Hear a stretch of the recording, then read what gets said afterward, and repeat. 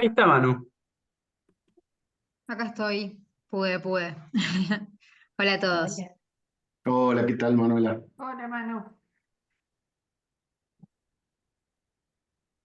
Naturales, pero no la pondría en un lugar de tránsito.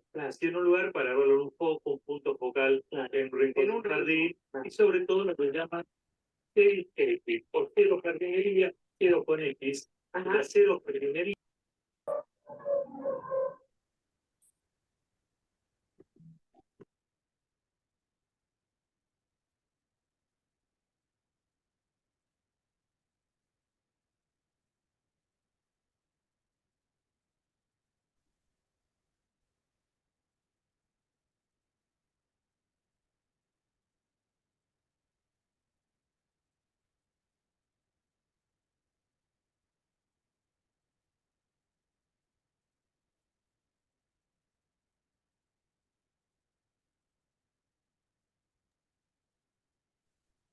Buenas tardes, David.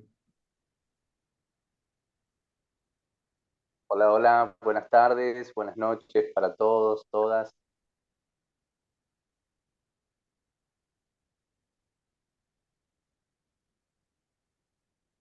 Ya en unos minutos iniciamos.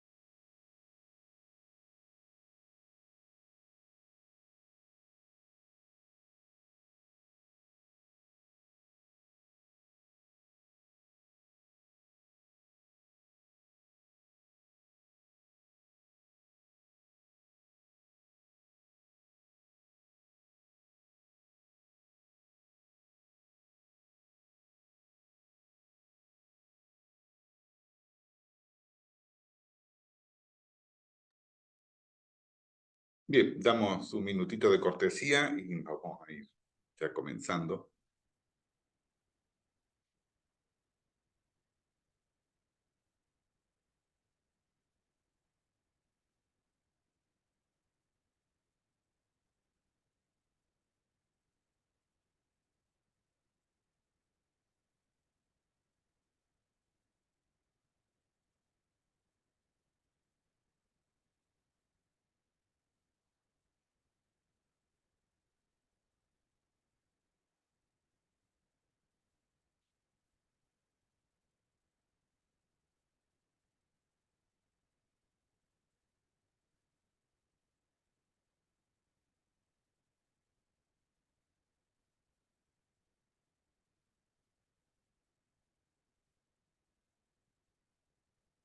Buenas noches o buenas tardes y bienvenidos a todos los que se están incorporando ahora.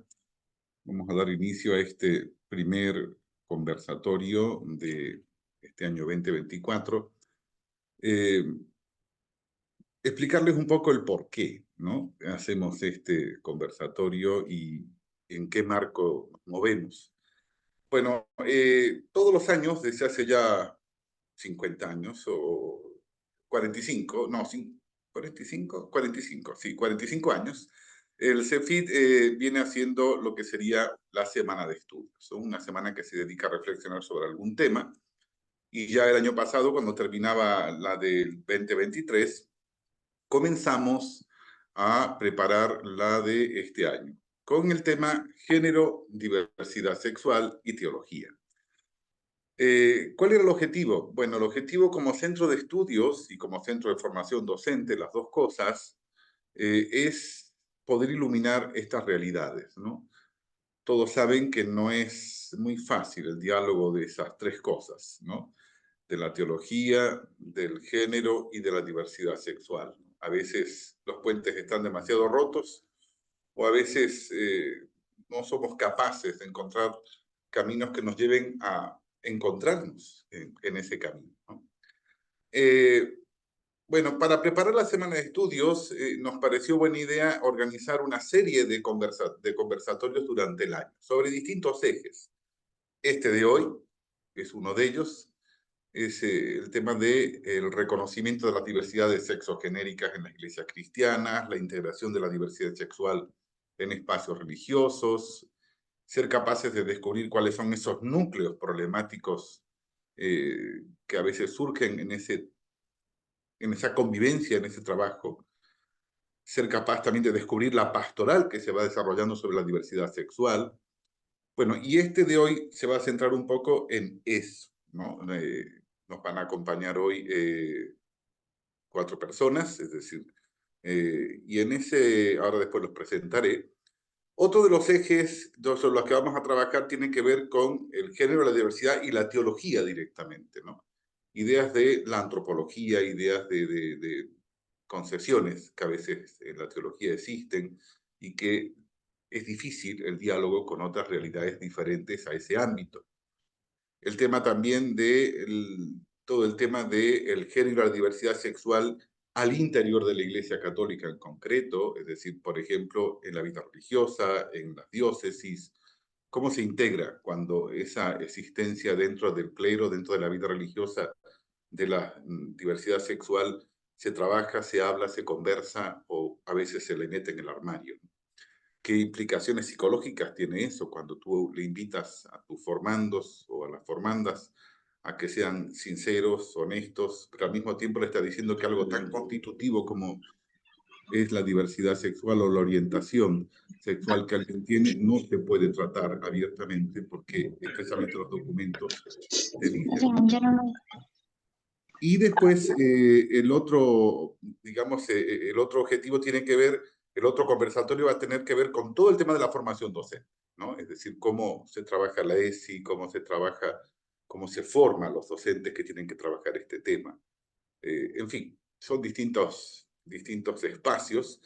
Y la idea es que los participantes en el conversatorio nos iluminen, nos ayuden a reflexionar y después nosotros también podamos aportar, cada uno de los que estamos conectados, a esa reflexión.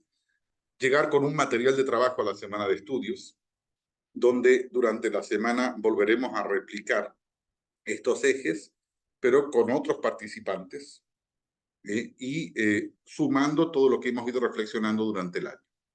Para al final poder elaborar un documento que sirva de aporte a la Iglesia, a la sociedad, a las instituciones de iluminación de esta realidad. Así que eso va a ser un poco el objetivo, un poco ambicioso, pero bueno, yo creo que lo vamos a conseguir entre todos. Vamos entonces a presentar un poco a aquellos a quienes nos van a acompañar. Lucas Leal es uno de los que hoy nos va a acompañar para iluminar esta realidad. Es doctorando en estudios sociales en la Universidad Nacional de Córdoba. Es especialista en gestión educativa y en currículum por la Flaxo, licenciado en ciencia religiosa por la Católica de Córdoba y es alumno también de esta casa del CEFIT en los profesorados de Filosofía y Ciencias Sagradas. Ahora mismo se desempeña en la gestión de la educación como vicedirector y es profesor en carreras de formación docente. Durante muchos años acompañó procesos pastorales y catequísticos de comunidades educativas y también en la formación de catequistas. Así que ese es Lucas. No sé si quieres saludar y seguimos con las presentaciones. Buenas noches, veo gente conocida también, así que bueno. Así que bueno. Hola, Otro de los, sí, otros dos que nos van a acompañar son Esteban Tevi, para los amigos, Esteban Mentruit, tiene 31 años, laico de San Isidro en Buenos Aires, es ingeniero, trabaja en una multinacional y vive en pareja con Nico, ¿no? Es lo que yo le pregunté, ¿cómo quieres que te presente? Y bueno, algo más así, él me dijo, ¿no? Bueno, también nos va a acompañar Manu Paragua, 31 años, de Vicente López, Buenos Aires, ella es periodista, y los dos pertenecen al Grupo Centu. El Grupo Centu es una comunidad de diversidad sexual y espiritual que en realidad trabaja por generar diálogo entre instituciones religiosas y la comunidad LGBT. Surge en Buenos Aires y después han ido surgiendo también en otros lugares, ¿no? Ahora mismo en Córdoba tienen un grupo, Paraná, San Juan, Santa Fe, creo que es el otro, si no me corrige ahora Tevi. Y es interesante, ¿no? Son grupos de jóvenes que se reúnen para formarse, para compartir, para dialogar, para orar en algunos casos, comunidad de vida también. Así que eso. No sé, Tevi, si quieres decir algo más, o Manu.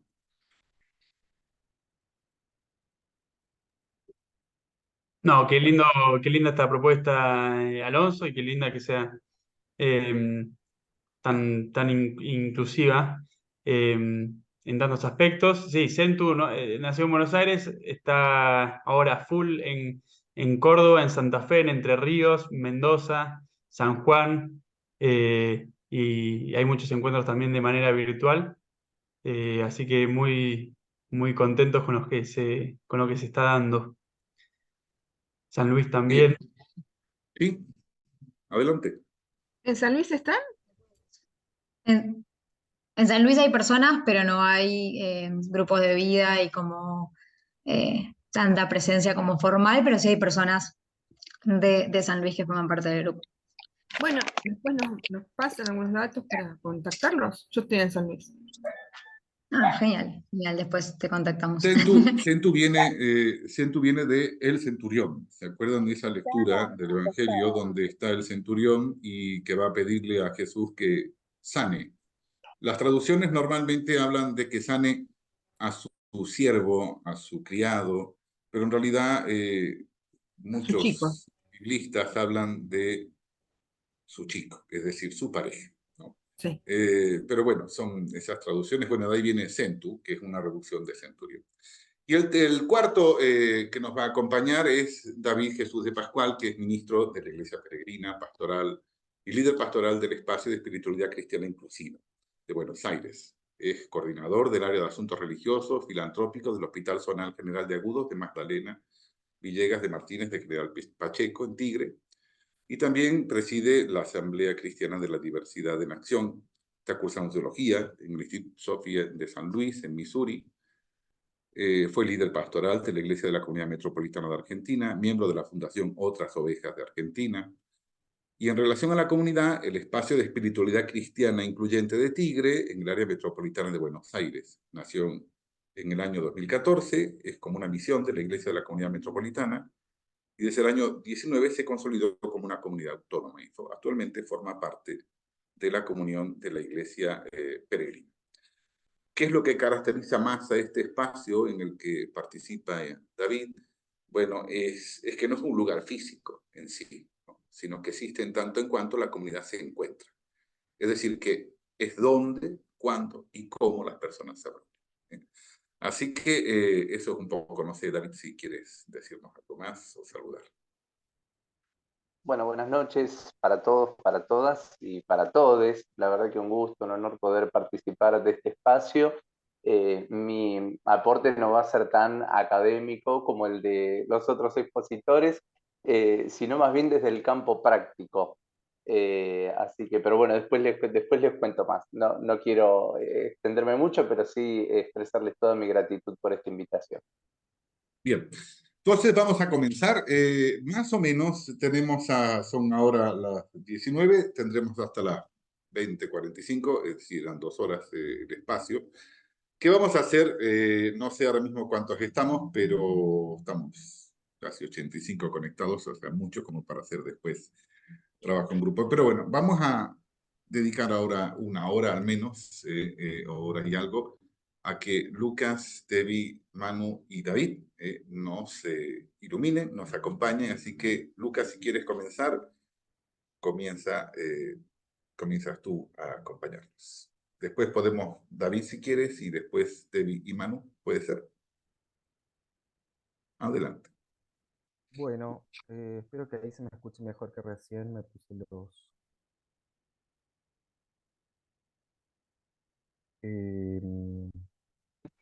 si se ve la presentación. Se ve la presentación. Bien.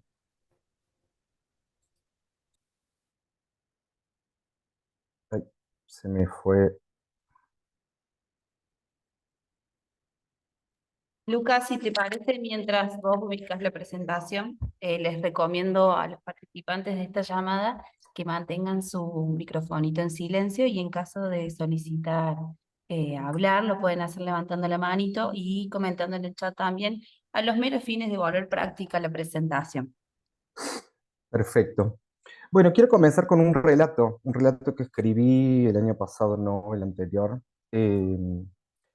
y que de alguna manera posiciona desde donde yo también comparto estas ideas que voy a compartir, ¿no? Y es una experiencia que viví siendo director de una escuela secundaria allá por el 2022, dice así. Hoy fue un día quizá más liberador para mí que para Santiago. Santiago es un estudiante de 6º año de una escuela católica en la que soy director. Durante toda una semana tuvimos la visita de estudiantes voluntarios de una escuela técnica de Buenos Aires con los que compartimos distintas actividades. En esos días, Santiago se pasaba largos ratos caminando, charlando y jugando con uno de los estudiantes que nos visitaba.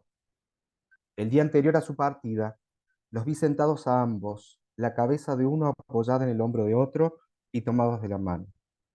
Me provocó mucha ternura. Me sentí feliz de que en mi escuela, que se dice católica, sucediera algo así. Llegó el día de la despedida. Santiago y el otro adolescente no se despegaban ni un segundo y retrasaban lo inevitable. Antes de que ese estudiante de Buenos Aires subiera al colectivo, ambos se fundieron en un abrazo y en un beso, frente a la mirada y el aplauso de otros adolescentes de su curso y nosotros, los adultos, directivos y profesores, que nos miramos y sonreímos. Santiago no pudo ver cómo se iba el colectivo. Decidió entrar al edificio de la escuela con los ojos rojos, abrazado a 2 amigas. Cuando entré de nuevo, lo vi allí llorando. Me acerqué, le sonreí, le dije que todo iba a estar bien y le di un abrazo. Él también me abrazó fuerte y lloró. Yo tenía un nudo en la garganta, como me pasa ahora cuando lo recuerdo. Luego le hice un gesto cariñoso en la mejilla y seguí camino, ocupándome de las cosas de la escuela. Ese abrazo fue liberador.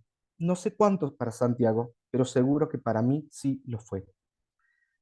Pensé en cuántas veces me había enamorado en mi adolescencia y nunca pude decirlo, nombrarlo, compartirlo. Pensé en cuánto llanto contuve por sentirme diferente, juzgado por otros adultos, burlado por adolescentes, compañeros de la escuela, amigos. Pensé en ese abrazo de aceptación y reconocimiento que hubiera necesitado tantas veces de amigos, profesores, familiares, y que muchas veces no llegó. Pensé en qué hermoso hubiera sido en mi adolescencia poder darle un beso a otro chico y que los demás, mis pares y los adultos, me aplaudieran y celebraran ese paso.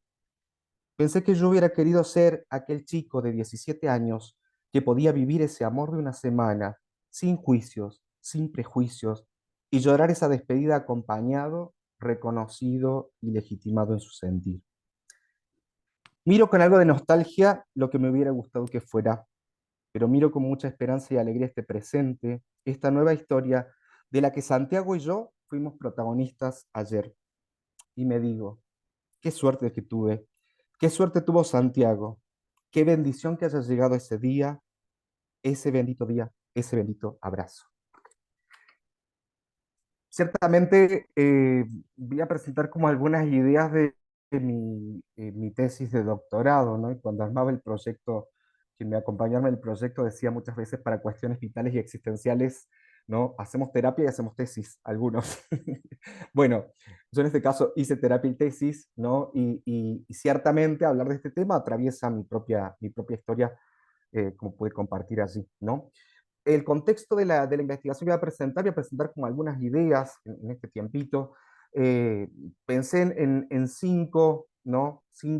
Cuatro preguntas, perdón, había pensado en cinco, pero decidí por cuatro, ¿no? Donde entrevisté a personas católicas que se autodefinen y autoperciben como gays y que son agentes pastorales, es decir, están en comunidades o en movimientos trabajando activamente dentro de la iglesia, ¿no? Y entonces lo que voy a hacer es recuperar algunas conclusiones que yo en uno de los capítulos fui como esbozando, ¿no? Ahora como que saqué así, y compartiendo alguna pincelada de alguna entrevista, ¿no? Aquí pueden ver como las cuatro preguntas, y vamos a ir por la primera, que es de eso no se habla, ¿no? Y una de las cuestiones que resaltaban en las entrevistas es justamente el silencio de la iglesia, ¿no? Frente a la cuestión de las sexualidades diversas o disidentes, ¿no? O más bien cuando se habla en términos morales. Fíjense que en la academia, para quienes hemos estudiado teología, o sea, la mayoría de textos que tenemos nosotros que hablan sobre la homosexualidad, y ya la palabra homosexual, que es el término que se usa en general en la iglesia, invisibiliza otras identidades también, ¿no? Eso como para pensarlo. Habla en términos morales, ¿no? De lo que se puede, de lo que no se puede, de lo que es pecado, de lo que no es pecado. O lo hace en uno de los capítulos. Yo tuve que hacer un recorrido histórico de todos los documentos de la iglesia que hablan sobre el tema y sobre la sexualidad, ¿no? En términos defensivos, ¿no? De esa jerarquía sexual que define con quién, para qué la sexualidad, cómo, ¿no? Vivir la sexualidad, cómo tener relaciones sexuales, ¿no? La cuestión de la familia, lo reproductivo, ¿no? En términos defensivos, ¿no? Y también como algo que está fuera. Hay un texto precioso de Nancy Bedford, ¿no? Donde ella cuenta una experiencia, Nancy Bedford, que es teóloga evangélica, cuenta una experiencia en una asamblea de su iglesia, donde, bueno, se hablaba de la homosexualidad, de los homosexuales, y ella detuvo la asamblea y la reflexión, diciendo, ¿no? Estamos hablando de algo, ¿no? Que parece que está fuera, y seguramente acá en esta misma asamblea hay pastores, ¿no? Y hay personas creyentes que son gays, que son lesbianas, y que viven su sexualidad oculta, clandestinamente, porque nosotros seguimos hablando de este tema como de algo que está fuera y que no forman parte, ¿no? De nuestra comunidad cristiana. Y diciendo esto, dice, debería importarnos, ¿no? La homosexualidad no como algo que está fuera, sino como esas personas concretas que sienten, que viven y que tienen fe, ¿no? Y que de alguna manera la viven aquí. Y ponía yo acá al final, y hablan de alguien con dignidad, ¿no? Recuperaba yo, hay unos textos en torno a la fiducia supplicans que salió recientemente, ¿no? Un texto de Vega Dávila, otro teólogo peruano, que dice, bueno, lo titula así, ¿cuál es nuestro estatus? Estamos bendecidos, ¿no? Y justamente critica esta cuestión de que pareciera que la iglesia habla de la homosexualidad y habla de los homosexuales como quienes no tenemos la misma jerarquía o la misma dignidad que las personas o los creyentes heterosexuales, ¿no? O el mismo Tamayo Acosta titula un texto, ¿no? Bendiciones clandestinas, ¿no? Fíjense, acá está como esta idea justamente de que pareciera que no tenemos como la misma dignidad. Esta entrevista, ¿no? Las entrevistas que hice fueron entre 2003 y 2016, recuperé un pequeño fragmento, ¿no? Y uno de los entrevistados dice, hay una negación en la iglesia para hablar de las personas homosexuales porque sería dejarlos en evidencia. Pregúntale al obispo si hay homosexuales. Homosexuales en mi diócesis, desde el obispo en adelante se niegan, se niega, porque hablar de homosexualidad en la parroquia, en el colegio, en el movimiento, implica una responsabilidad, implica dejar esto a luz, reconocer que esto existe, implica un trabajo, implica una responsabilidad. ¿Cómo nos acompañan para vivir la fe? Bueno, yo cerraba un poco esta idea, y acá miren, justo está la carroza del Centu, de hecho con ese lema tan lindo, mi sexualidad no limita mi fe, ¿no? Somos personas concretas que vivimos la fe en la iglesia o deseamos vivirla en ella. De hecho, yo le decía recién a Tevi, ¿no? Hicimos recientemente un trabajo sobre el Centu y sobre Siquem, otra comunidad creyente LGBTIQ+, acá en Córdoba, ¿no? Y algo que a mí me llamaba la atención era justamente que destacaban ambas comunidades que no pertenecían a la iglesia, que establecían puentes, que tenían contacto con la iglesia, que trabajaban, pero no tenían una pertenencia directa, ¿no? Y bueno, eso a mí me llamaba la atención porque la respuesta era, no queremos pertenecer porque queremos tener la libertad de seguir estableciendo puentes, de seguir como vinculándonos, relacionándonos y estableciendo horizontes más allá de los límites que nos puede establecer la institución, ¿no? Lo tiro simplemente ahí, como digo, van a ser todos como así, flashes, ¿no? La segunda idea o pregunta es visibles o invisibles, ¿no? Y acá puse el armario. Toda experiencia gay, lesbiana, está atravesada por esta experiencia del armario, ¿no? Es decir, el armario se nos impone, socioculturalmente se nos impone la invisibilidad. Es mejor meterse en el armario, encerrarse, ¿no? Y no dar cuentas de la propia sexualidad.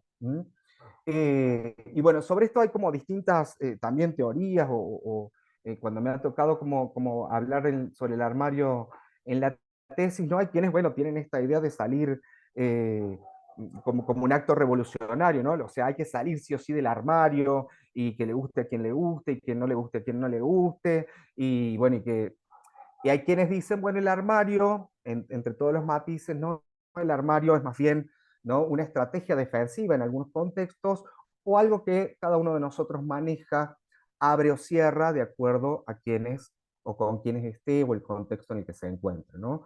Yo ahí establecí un poco un concepto que lo puse ahí, esta idea de que este armario como una cuestión que se impone desde la cultura, ¿no? También está legitimado, opera desde el discurso religioso, ¿no? Con esta frase lo ponía yo así, ¿no? Dios no quiere este secreto, ¿no? O quizá lo quiere solo como un secreto, ¿no? Y se me venía justamente cuando el Papa Francisco en 2013 dice justamente que no es quien para juzgar a un gay, ¿no? Pero que el problema estaba en el lobby, o sea, el análisis, y hay muchos análisis ahí respecto de la iglesia y la visibilidad, ¿no? ¿Qué pasa cuando alguien en una comunidad dice soy gay, ¿no? Y lo nombra, lo menciona y se muestra como tal. Yo tomaba una idea de Vega Dávila, de una frase que él toma y decía, bueno, esta idea de decir, bueno, yo soy marica y soy catequista, ¿no? O esta lesbiana es sacristana, es mi sacristana, que un párroco pudiera decir eso, ¿no? Bueno, la apertura del armario, mantener el armario cerrado, algo como una decisión de cada uno. James Allison, que es bastante conocido, ¿no? Y Vega Dávila también, hablan de hacer teología en primera persona. Y acá hay como algo muy interesante porque ellos hablan de esta idea de la resistencia de visibilizarnos dentro de la iglesia, ¿no? Quizá están con esta idea de salir del armario, de visibilizarnos para poder tener otras narraciones respecto de nosotros como creyentes y como personas diversas o disidentes, ¿no? Visibilizarnos además, dice James Allison, ¿no? Para romper con el silencio cómplice que ha dañado a tantos de nuestros hermanos y hermanas en la historia de la iglesia, ¿no? Dejar de ser cómplices de la violencia eclesial, de la homofobia eclesial. En las entrevistas, miren, hay un concepto que dentro de esta cuestión del armario, en Sedgwick, Kosofsky Sedgwick, que tiene un libro que se llama La epistemología del armario, ¿no? Habla del armario de cristal. Y yo hago un análisis también ahí de cómo la iglesia tolera el armario de cristal. Vieron que a veces en las comunidades religiosas, yo fui religioso también, así que conozco cómo funciona ese dispositivo de la sexualidad del que hablaba Alonso, de que muchas veces no se puede hablar, no se puede contar, no se puede decir, se vive por ahí, ¿no? La cuestión de la sospecha. Cedric dice, el armario no es solo un acto discursivo, ¿no? Sino que también está tendido de un manto de sospechas y de silencios, ¿no? Y el armario de cristal, dice ella, es justamente esa persona de la cual nosotros creemos que es gay, creemos que no es heterosexual, pero mientras no lo diga, ¿no? El presupuesto heteronormativo es el que funciona. Y entonces en la iglesia funciona mucho, al menos yo lo veía así en las entrevistas, ¿no? Este armario de cristal. Toleramos, ¿no?, a personas LGBTIQ+ en nuestras comunidades, mientras no diga, mientras no haga escándalo, mientras no se visibilice. Este es otro entrevistado que se casó. De hecho, se casó y lo echaron de una institución católica en la que trabajaba, cuando ya el matrimonio igualitario era un derecho, y él hace el paralelo, ¿no?, de la madre. Él dice, en el colegio me pasó lo mismo que con mi mamá, pero el de la madre me pareció como ese párrafo bastante interesante y hasta gracioso, ¿no? La madre, de hecho, su familia no participó de su casamiento, su madre era ministra de la Eucaristía y demás, y él dice, bueno, íbamos de vacaciones con mi pareja y demás, ¿no? Y mi mamá, cuando decimos casarnos, me dice, ¿no? Esto, fue todo un caos, dice. No podría, que no se me va a olvidar nunca más en la vida. Bueno, él cuenta que le dijo toda una serie de cosas cuando que es su pareja como alguien de la familia. Cuenta en el relato muchas otras cosas, ¿no? Otro entrevistado dice, si bien tuve una experiencia en la iglesia un poquito traumática porque se me cerraron las puertas por causa de ser gay. Cuando yo me confesé para poder llegar a tratar de hacer un postulantado, intentar estar dentro de la iglesia en la vida activa, quería ser su sacerdote o un hermano, se me cerraron las puertas al confesar mi verdadera identidad. Hay todo un análisis ahí también de la confesión como dispositivo de control, nada.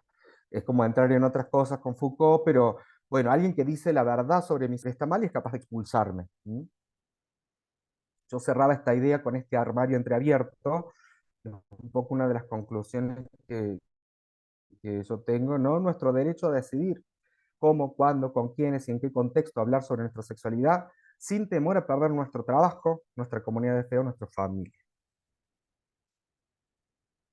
Vamos por la tercera pregunta, que ¿quién acompaña? ¿No? Y en esto también en los entrevistados con los que trabajé había como mucha desazón respecto de los acompañantes, ¿no? Acompañantes llenos de prejuicios respecto de la homosexualidad, de frases estigmatizantes, patologizantes, ¿no? Llenos de moralismos. Ahí vamos a ver un fragmentito donde podemos como ver esto, ¿no?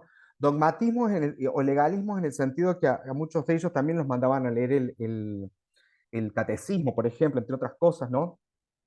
Y bueno, acá, por ejemplo, Domínguez Morano, en un texto también que encontré ahí en la tesis, hay como varios, pero él reconoce la escasa formación, ¿no?, de los seminaristas para el acompañamiento en general y mucho más en temáticas vinculadas a la homosexualidad, ¿no? No hay formación en acompañamiento en general, al menos eso es lo que él afirma, ¿no? Y tampoco en relación a cómo acompañar a personas que viven una sexualidad no heterosexual, ¿no? Y hay otro autor que decía también, ¿no? Bueno, hay en los seminarios todavía cierta censura, cierto silenciamiento, se habla de afectividad, se habla de sexualidad, ¿no? Pero también como algo abstracto y no concreto de cómo lo viven las personas, ¿no?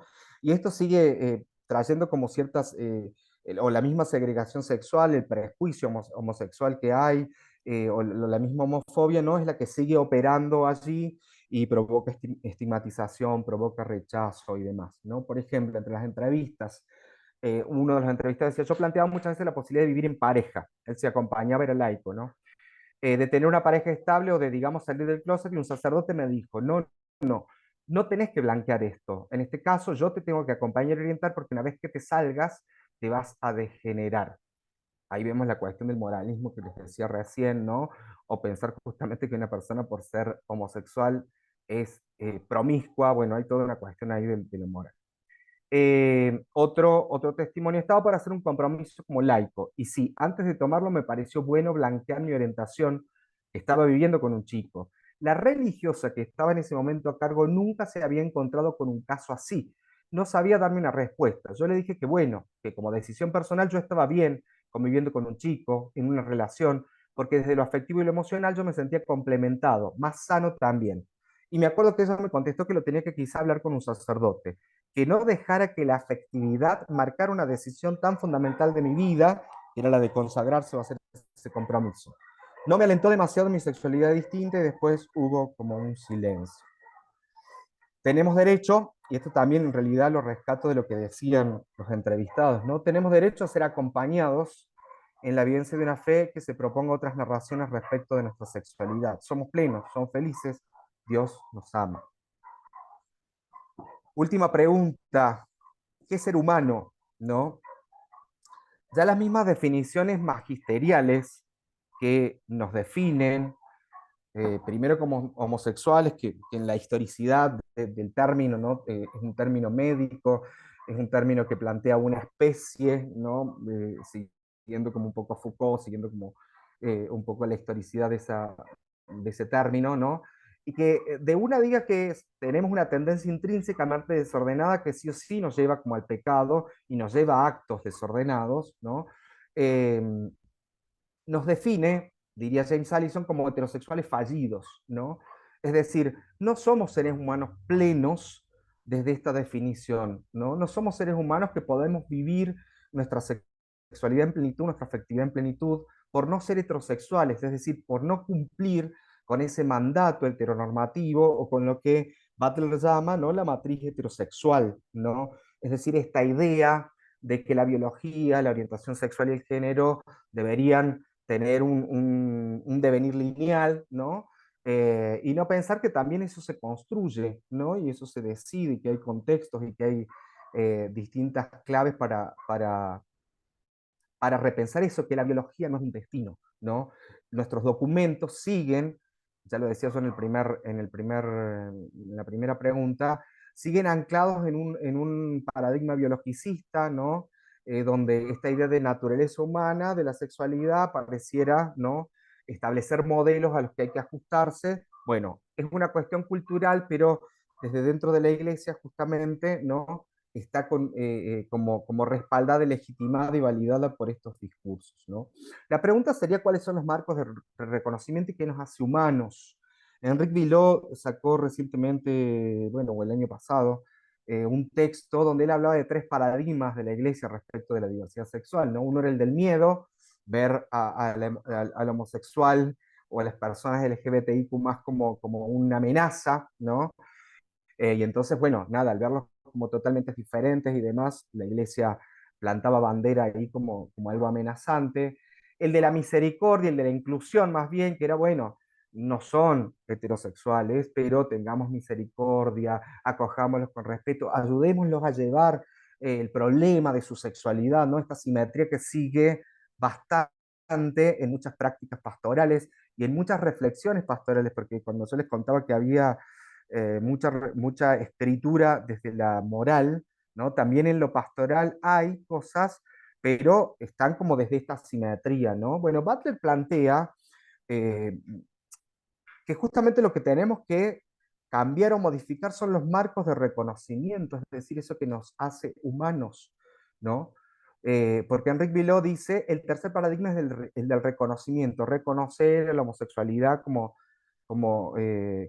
dignos, como plenos, como yo iría, y justamente en la tesis yo hago esta vuelta de rosca de pensar que quizá haya que ir más a fondo y repensar qué es lo que nos hace humanos, cuáles son las normas que nos hacen, ¿no? Y qué es lo que en el fondo sería el reconocimiento, bueno, que es como un paso mucho más grande y para charlar mucho más, ¿no? Hay muchos fragmentos de la entrevista de sentirse en falta, de sentir que no somos plenos, de sentir que Dios no nos quiere así como somos, que nuestros padres, que la sociedad no nos quiere como somos, ¿no? Yo recuperé como para ilustrar, de otro entrevistado que dice: me sentía muy oprimido por pensar que yo estaba equivocado. Pensaba que todo lo que hacía estaba mal, que ver otros chicos, mirar otros chicos con otros sentimientos estaba mal, y me autoflagelaba la cabeza pensando que yo estaba mal, que estaba enfermo. Recurrí a amigos y médicos. Entonces cerraba como una mini conclusión o una idea, ¿no? James Allison dice, desde esta raíz, o este cambio, en realidad que hay como una idea de cambio en la perspectiva antropológica, o sea, se puede pensar otra antropología teológica, sería como la pregunta, ¿no? Y entonces nuestra sexualidad, dice James Allison, es una mera variante de la condición humana, ¿no? Y Zambrano, otro español, dice, no podemos avergonzarnos de lo que Dios ha querido que seamos, o sea, ¿cómo avergonzarnos de eso, ¿no? Nuestro orgullo es que Dios nos ama así como nos ha creado. Cierro. De hecho, cierro la tesis con esta, desde la imaginación creativa, esta escritura de Jay Halm, ¿no? Un poema que tituló él Jesús en un boliche gay, está en inglés. Yo hice esta traducción y con esto dejo estas reflexiones. Él está aquí en medio de todo, bien en el centro de la pista, con la túnica recogida hasta las rodillas para que le sea más fácil bailar. En algún momento de la noche, un joven se acercará y tocará el borde de su manto y suplicará ser sanado, suplicará ser cualquier cosa menos eso que es. Y él extenderá sus brazos, mojados de sudor y cansados de bailar, para tomarle la cara, tomarle las mejillas con sus manos y decirle, mi hermoso niño, no hay nada en este corazón tuyo que necesite ser sanado. Muchas gracias. Gracias, Lucas. Lindo. Creo que nos deja muchas cosas. Después vamos a retomar, cuando termine el resto de los expositores, ahí retomaremos lo que vayan aportando. Hacerles una aclaración, a veces por ahí, como hay gente de muchas confesiones cristianas que nos están, que estamos participando, bueno, cuando hablamos de iglesia nos referimos, en el caso de Lucas, se refería a la iglesia católica, ¿no? El resto de iglesias y de confesiones cristianas, algunas son más extremistas que la católica y otras no. Pero en este caso concreto, cuando él ponía de ejemplo, se refería a la iglesia católica, ¿no? En ese sentido, es simplemente eso, aclararles ese tema. Tevi, Manu, cuando quieran. Los hombres primero, Esteban. Si querés arrancar vos, no hay Para problema. decir si valía la caballerosidad o no. Andamos primero, no hay ningún problema. Bueno, muy interesante, Lucas. Gracias Alonso por la invitación. Y sí, venimos un poco con Manu a contarles, o sea, no solamente, o sea, no de Centro en realidad, pero de nuestra experiencia como personas de la comunidad LGBT dentro de la iglesia. Son dos experiencias de muchas que hay, hay tantas experiencias como personas, pero bueno. Empiezo con la mía. Quizás me salí a compartir una canción que a mí me acompañó mucho cuando yo me supe homosexual en la Iglesia Católica. Es una canción de María Elena Walsh, que es Serenata para la Tierra de Uno, que dice un poco así. Dice, porque me duele si me muero, perdón, porque me duele si me quedo, pero me muero si me voy. Por todo y a pesar de todo, mi amor, yo quiero vivir en vos. Y alguna otra parte dice, porque tu idioma de infancia es un secreto entre los dos. Porque le diste reparo al desarraigo de mi corazón. Y esa canción a mí me interpelaba tanto porque habla de si me quedo me duele, si me voy me muero, no tengo a dónde ir. Y también habla de le diste reparo al desarraigo de mi corazón, ¿no? Y yo un poco cuando vivía mi adolescencia, me sentía un poco así, ¿no? Desarraigado, y no solamente en la iglesia, ¿no? Desarraigado en mi colegio, desarraigado, ¿no? O sapo de otro pozo, con mi mismo grupo de amigos, con mi misma familia, ¿no? Y en la iglesia yo encontré un lugar donde quedarme, ¿no? Yo encontré un pozo donde quedarme, ¿no? A mí me gusta recordar que mi iglesia, antes de hacerme sentir excluido, me hizo sentir profundamente incluido, ¿no? Y yo creo que quizás es eso lo que a mí después me ayudó a perdonarla, a quererla, a volver a elegirla, ¿no? A la iglesia, ¿no? Que es institución y que es comunidad. Y a mí me gusta pensarla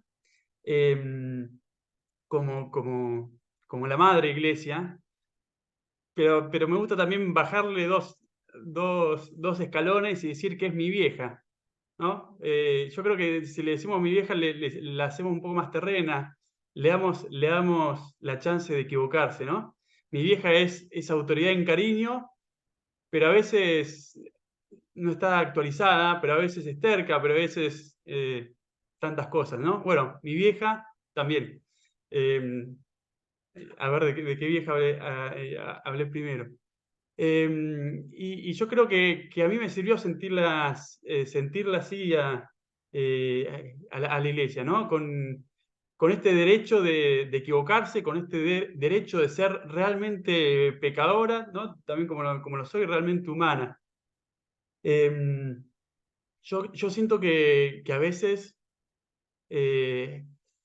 los que tenemos fe y estamos en la iglesia y elegimos quedarnos, a veces estamos buscando ad eternum, ¿no?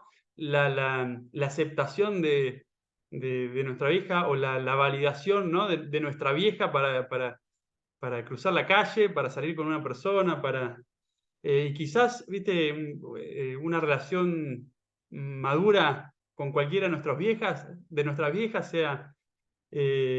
sea la de un amor, ¿no? Más autónomo, ¿no?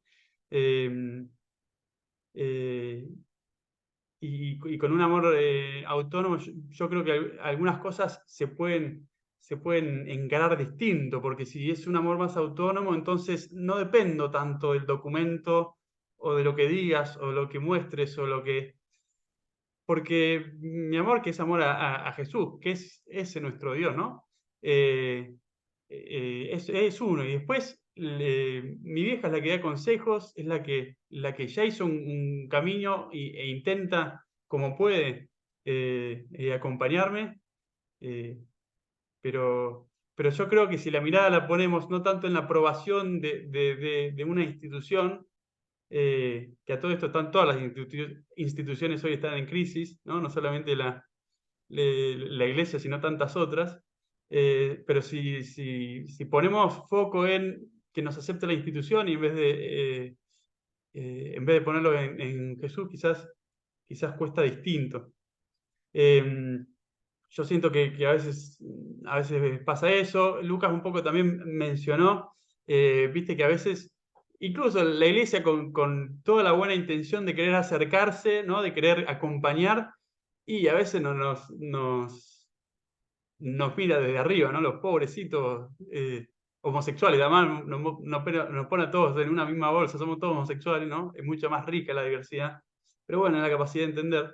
Y bueno, y por suerte hay muchas que no, pero hay también algunas pastorales que acompañan también absolutizando el dolor en la comunidad LGBT, ¿no?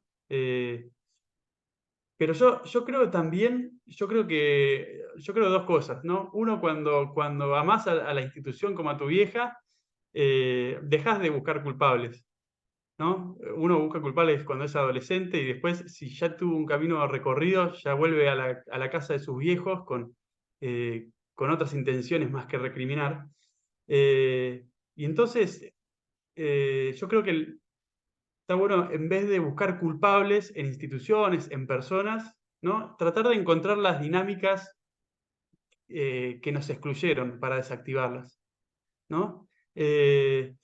y yo les juro que encuentro esas dinámicas, ¿viste? No solamente en la sociedad heterosexual, sino, y muy arraigadas también, en la comunidad LGBT. Incluso, o sea, los que nos decimos personas con fe, ¿no? Bueno, ¿cuáles son las dinámicas que hay que desactivar? Entonces, si es una dinámica que hay que desactivar, entonces el otro no es el culpable, no es el que está en la otra orilla, sino es alguien que conmigo intenta encontrarse.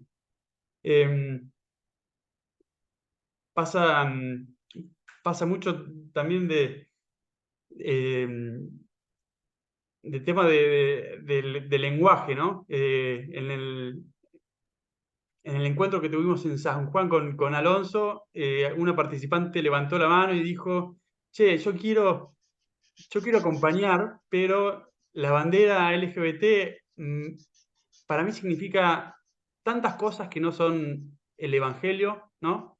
Y a veces es verdad, ¿viste? En la marcha del orgullo muchas veces se llevan consignas que bueno, uno podría hacer doble clic y proponer repensar, ¿no? Bueno, hay mucha oportunidad de diálogo, ¿no? Che, ¿qué querés decir cuando enarbolás la bandera LGBT, ¿no? ¿Querés decir cupo trans, no sé, liberación de Milagro Sala y tantas cosas que pueden o no ser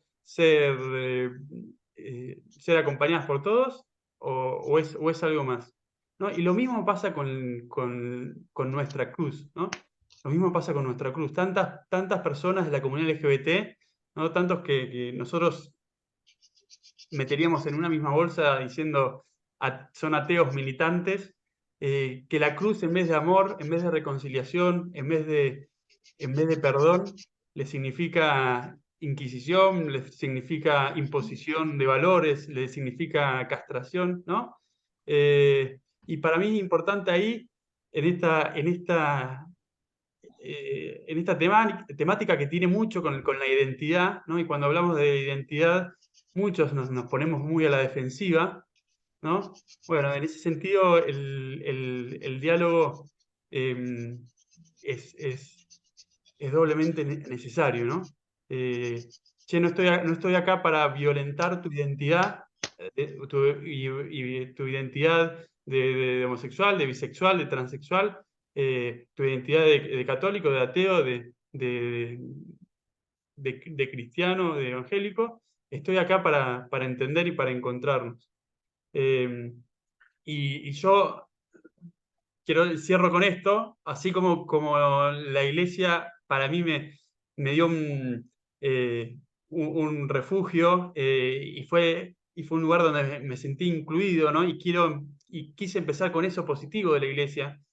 A mí me gustaría que en la iglesia, además de sabernos arrepentir, además de saber corregir nuestras percepciones, nuestras maneras, no nos perdamos en los escrúpulos y salgamos al encuentro del otro, ¿no? En la comunidad LGBT está llena de preguntas que todavía no se puede contestar. Y ahí la iglesia no solamente se tiene que arrepentir, la iglesia tiene un montón para dar. La comunidad LGBT tiene un montón para aprender de los procesos, ¿no? Que a veces hablamos mucho del arco iris, pero no nos bancamos la lluvia, ¿no? Y la iglesia sabe tanto de procesos y puede dar una mano tan grande y acompañar tanto. Pero bueno, con esa también invitación, con Alonso hemos hablado tanto, ¿no? Los encuentros de la iglesia tienen que parecerse más a un ágora, ¿no? Donde estamos todos y la iglesia habla desde lo horizontal, ¿no? Que tanto desde el Ambo, perdón, desde el Ambón y desde el atrio, ¿no? Así que ese quizás es mi mirada, mi sentir, y creo que es un poco también el tono de Centu, ¿no? Este encuentro, pero no es un encuentro tanto reclamando, sino acompañando, proponiendo, ¿no? Tratando de entender, tratando de descifrar juntos. A mí el concepto de construir el nosotros. Che, ¿quiénes somos nosotros? ¿No? estamos todos en la misma barca. Bueno, ¿quiénes somos todos los que estamos en la misma barca? ¿Somos acá solamente los que son heterosexuales en la iglesia? ¿O son también los homosexuales? ¿O son también las personas con otras identidades? ¿O son también incluso de otras religiones? ¿Cuál es la barca? Bueno, yo creo en una barca grande que quepan todos. Gracias, Tevi. Cuando quieras, Manu. Buenas tardes a todos. Primero, un placer estar acá con ustedes, charlando un poquito de todos estos temas que me parecen sumamente interesantes. En mi caso voy a hablar un poco más a título personal de lo que a mí me remite todo esto. Eh, Nada, en mi caso creo que es muy difícil no hablar de diversidad en la vida pastoral sin hablar de vocación. Creo que ahí está el centro de mi situación acá, ¿no? Cuando yo me di cuenta de mi sexualidad, me encontré, obviamente, resignificando espacios, resignificando lugares, resignificando mi relación con mis papás, resignificando mi lugar en mi familia, resignificando un montón de espacios, incluso mi lugar con mis amigas, o sea, un montón de cosas que se tenían que resignificar, y entre ellas mi lugar en la iglesia. Y ahí me encontré con una sensación un poco fea de sentir que no entraba 100% en la iglesia, que la iglesia no me abrazaba entera, sino que había una cuestión ahí medio de disociación, como que había una parte de mí que la iglesia celebraba, la Manu misionera, la Manu que ama a Dios, la Manu que quiere todo el tiempo ser la mejor persona, y no amaba tanto a la Manu enamorada, a la Manu que apuesta por otro tipo de amor. Entonces, ahí me encontré en una situación medio extraña. eh, y también me pasaba que el hecho, como que ahí yo creo que hay que hacer una distinción, por lo menos en mi caso concreto. Yo me siento una afortunada de la iglesia en la que estoy. En mi iglesia me dejan ser 100%, salvo por, obviamente, otros tipos de cuestiones como lo sacramental y demás, pero yo puedo participar de los grupos, hablar abiertamente de mi sexualidad y demás, pero sé que soy una afortunada y una privilegiada y que no pasa así en todos lados. Sé que hay iglesias mucho más hostiles que la mía. Soy consciente de mi lugar de privilegio y quiero que no sea que depende en qué iglesia caes, la suerte que tenés entre, bueno, acá podés ser entero, acá no podés tanto, porque depende como cada iglesia cómo lo lleva, ¿no? Me gustaría una iglesia universalmente abierta, en la que todos podamos ser auténticos y que no dependa en qué lugar caes o en qué iglesia estás. Em, yo soy consciente de que en mi iglesia yo puedo estar, pero sé que hay mucha gente que ha sufrido mucho por no haber podido estar en su iglesia, ¿no? Y como en la parroquia en la que no, en la que iba o en la que estaba viviendo su fe. Y en mi caso yo vivo también mi sexualidad en paz, no solo por el lugar que me da en mi parroquia, sino también porque yo siempre distingo mi relación personal con Dios de lo que es la iglesia institución. Yo estoy convencida de que el día que yo me di cuenta de que era bisexual, Jesús hizo una fiesta en el cielo y se le cae la baba de mí, y creo que está re orgulloso de la persona en la que me estoy convirtiendo y de cómo vivo mi sexualidad, del vínculo sano que tengo con mi novia. Yo estoy convencida de que Jesús está orgulloso de mí. De eso no tengo como, es una certeza que no me puede sacar nadie. Como yo tengo fe en que Dios existe y tengo fe en que ese Dios está orgulloso de mí. Y es las dos son certezas absolutas. Y me pasa que si yo veo a la iglesia y por qué yo amo a Dios, es porque en la Biblia a nosotros nos enseñan a ser buena gente, nos enseñan a vivir bien, a tomar el camino correcto. Y nos ponen como modelo a Jesús. Y Jesús es una persona que rompe esquemas en el amor, que a las personas a las que los demás rechazaba, él abrazaba, que no pone ningún pero y ninguna excepción a hacer gestos de amor. Jesús da amor gratis, no exige nada, no pone reglas, no pone peros, no pone excepciones. Y ese es el modelo de amor que nos presenta la Biblia. Y siempre decimos que al final de los días nos van a juzgar por cuánto amamos. Yo siempre aclaro, y no te van a preguntar a quién amaste. Lo único que importa acá es cuánto amaste. Entonces ahí me parece que por eso yo vivo tan en paz con mi relación con Dios, porque estoy segura de que como yo amo mucho, Dios está muy contento conmigo. Tengo otras cosas que tengo que trabajar y que tengo que laburar, porque obviamente uno siempre está en camino, pero yo estoy muy en paz con mi relación personal con Dios. Pero sí me pasa que a veces veo gestos de la iglesia, y acá repito, no hablo de la iglesia como casa de Dios, en la que estoy segura que todos estamos 100% bienvenidos, sino a la iglesia como institución. Y siento que esa iglesia como institución a veces se olvida de poner el centro en las personas y en la relación de las personas con Dios, y se olvida del ejemplo que nos dio Jesús, de ese amor gratuito sin peros y excepciones, y antepone documentos escritos por hombres que el lugar protagónico no lo tiene ya Jesús, sino lo tiene una interpretación humana. Y para mí esos documentos y ese tipo de cuestiones son súper peligrosos, porque hay un montón de familias, de adultos, de personas, de párrocos, que por esos documentos se olvidan de la persona que tienen enfrente. Por esos documentos rechazan, por esos documentos no abrazan. Entonces, en algún punto, creo que si la iglesia diera un mensaje más claro y contundente de amor, muchas familias serían también más amorosas al recibir a su hijo de la diversidad, muchas personas estarían, abrazarían más a la diversidad, porque lo entenderían como parte del plan de Dios y no como, bueno, acá mi hijo se corrió de lo que Dios quería, porque Dios nunca puso ese tipo de trabas. Cuando hablo de documentos me refiero, por ejemplo, al último documento, este documento en el que dicen, bueno, los podemos bendecir, pero ni con los gestos, ni con las palabras, ni vale lo mismo, ni, o sea, es como, bueno, los dejo casarse, pero no con el pero no es casamiento, es como un sí, pero no. Siento que a veces tiene esas respuestas un poco blandas, que me gustaría ver una iglesia como que se la juega un poco con un mensaje de amor mucho más revolucionario y abierto. Después también veo otros documentos que también duelen un montón, como es el último documento sobre la identidad sexual, que también creo que lastima mucho. Y creo que en ese sentido Dios es distinto. Dios no es esos documentos, Jesús no es esos documentos. Estoy segura que Jesús no va por ahí y que Jesús vino a dar una revolución de amor y que es esa revolución la que tenemos que seguir sosteniendo hoy por hoy. También otra cosa que me pasa en ese mismo sentido es que a veces creo que el hombre le hace decir cosas a Dios que Dios no dijo. Por ejemplo, el término homosexual es posterior a la creación de la Biblia y de repente en una traducción se puso homosexual y ahora todos repetimos que la Biblia está en contra de los homosexuales.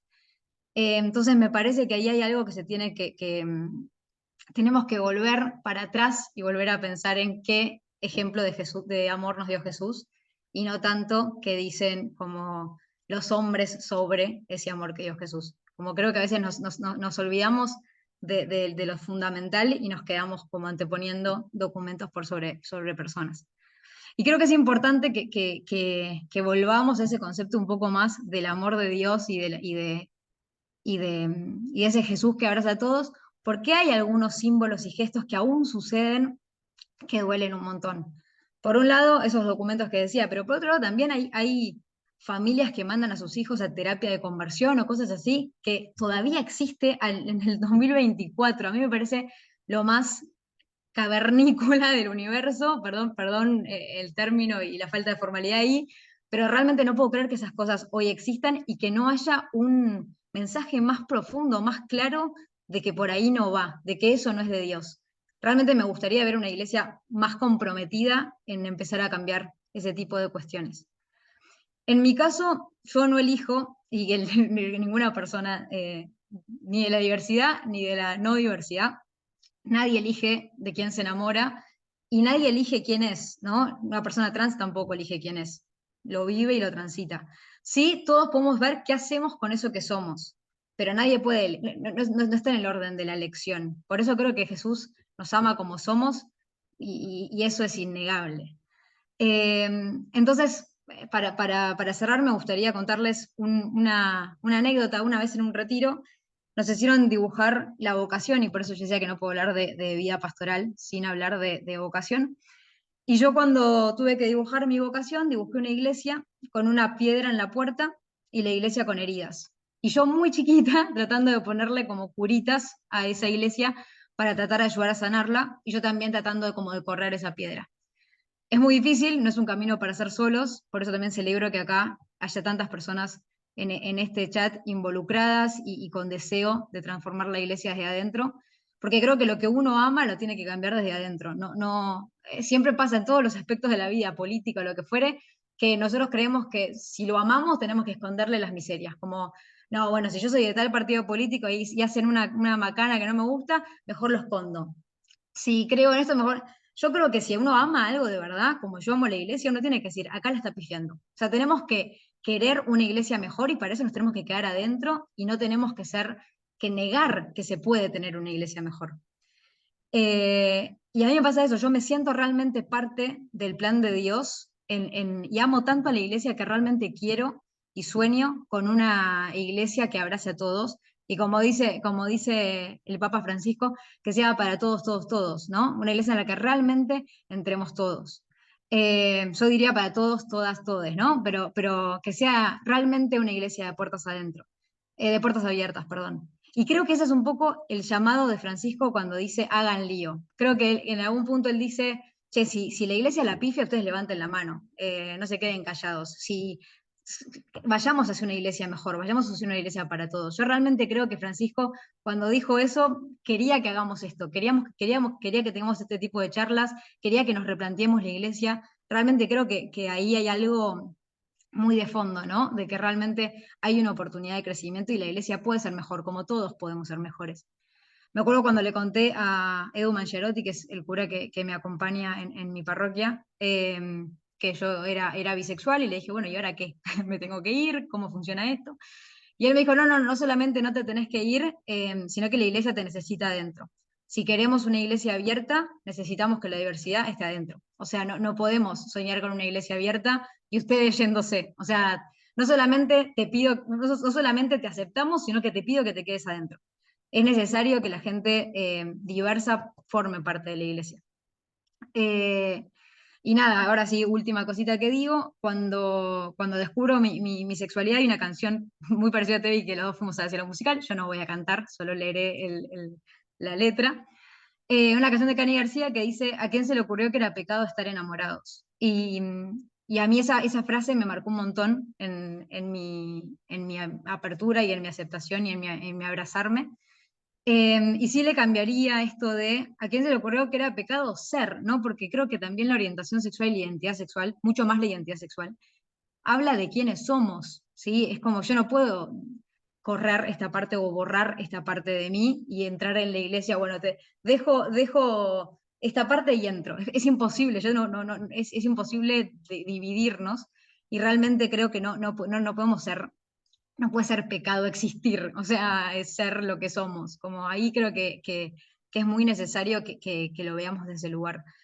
Y nada, en ese sentido yo creo que si vamos a lo que es la identidad, yo soy bisexual y soy iglesia. O sea, yo no es que un poquito estoy, yo me considero iglesia. Entonces yo creo que está en mí la responsabilidad de que ese lugar que yo amo sea un poco mejor. Y en ese sentido celebro un montón que hoy haya tantas personas acá y que entre todos podamos ayudar a que la iglesia sea un lugar de puertas abiertas y una casa de Dios en la que es lo que para mí en esencia tiene que ser, en la que todos podamos tener un lugar y sentirnos parte de esa iglesia y ese refugio. Eso todo por mi parte. Gracias, Manu. Y ahora sí, vamos a darle paso a David de Jesús. Es interesante todo esto que van diciendo y después vamos a recuperar algunas cosas de esas ideas que han ido planteando Lucas, Tevi, Manu y ahora David.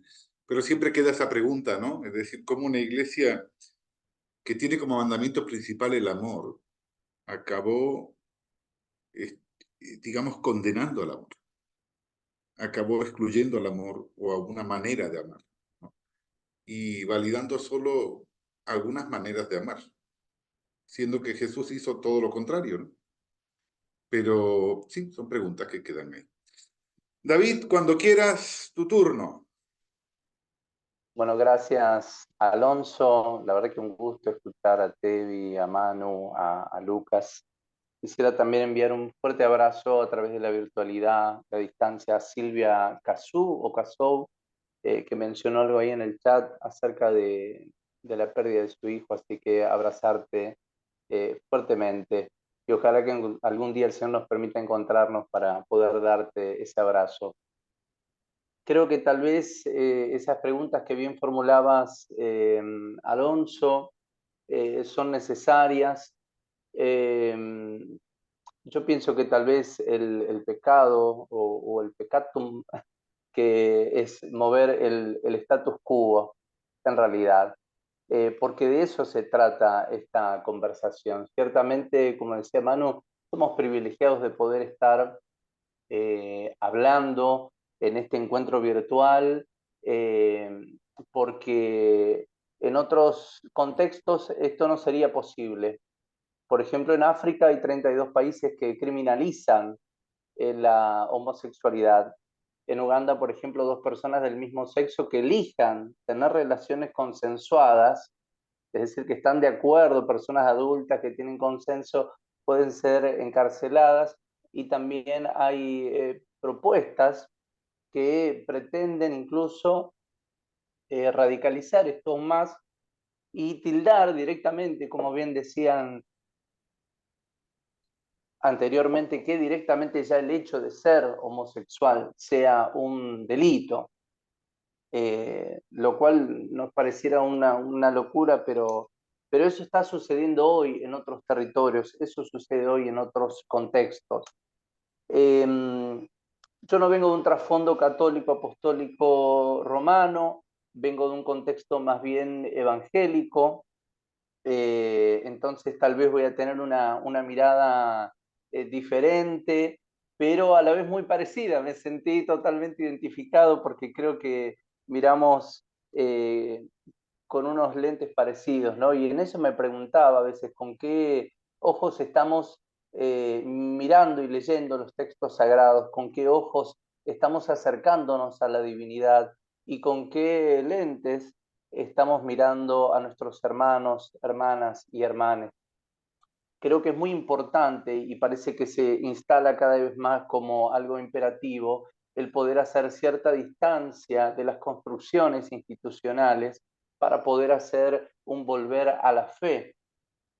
Y pienso en el fundamento de nuestra fe en Jesús y recordaba la lectura de Lucas cuando Jesús toma los textos sagrados y comienza a leer en la sinagoga y dice: el Espíritu del Señor está sobre mí, por cuanto me ha ungido para dar buenas nuevas a los pobres, me ha enviado a sanar a los quebrantados de corazón, a pregonar libertad a los cautivos y vista a los ciegos, a poner en libertad a los oprimidos.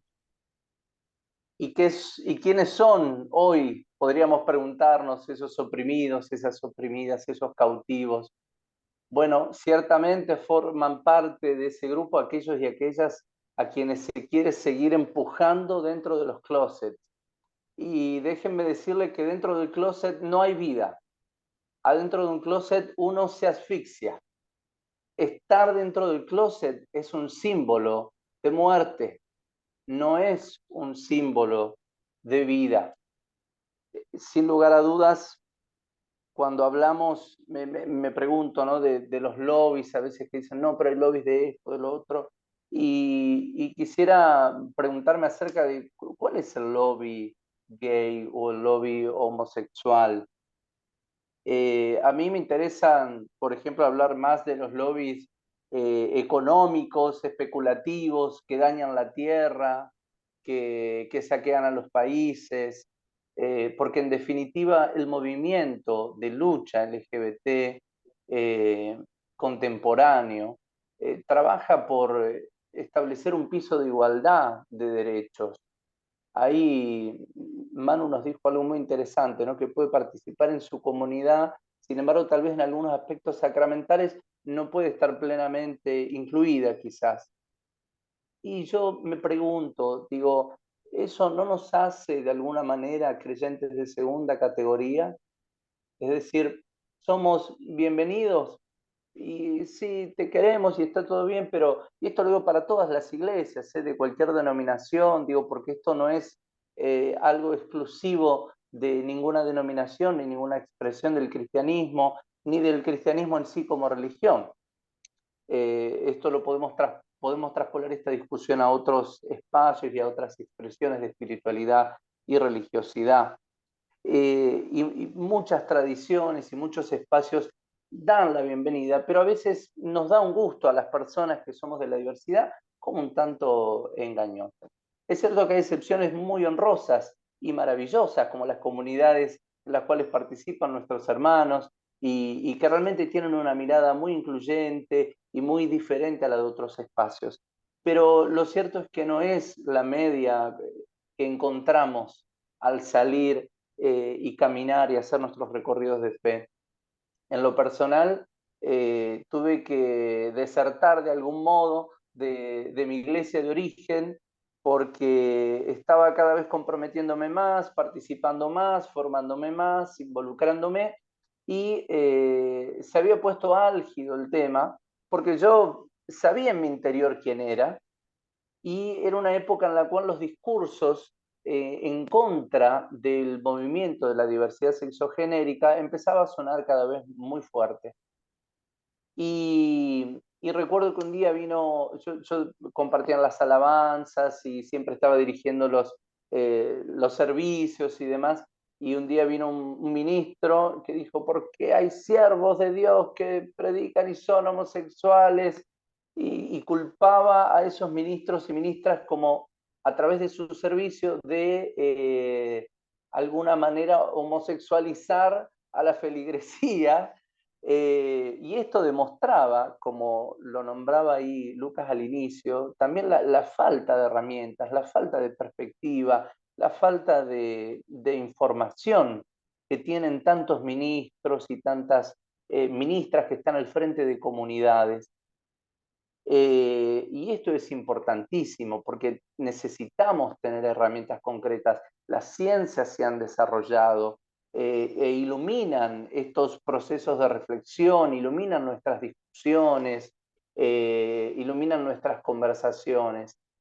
Hace un tiempo reflexionaba acerca de justamente esta mirada, a veces tan se ensalza, ¿no? La heterosexualidad y la cuestión cisgénero y demás, y como si fuese un valor natural, dado, ¿no? Como, bueno, Dios lo hizo así y esto es lo que debe ser. Y cuando vamos a la naturaleza, encontramos más de 1500 especies que tienen prácticas homosexuales, encontramos animales que cambian de género o que pueden incluso de maneras que los científicos nos pueden explicar reproducirse, ¿no? de manera asexual.